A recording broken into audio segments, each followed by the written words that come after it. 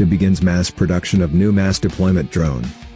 Russia's Kartsev Computing Institute has announced it will start production of a new drone designed to disperse crowds of people next year, state news agency TASS reported on Tuesday.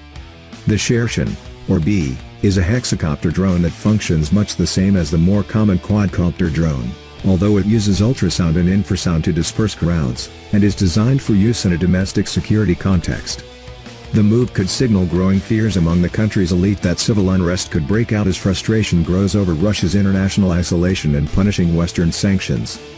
We plan to enter into serial production of Shershen after the new year.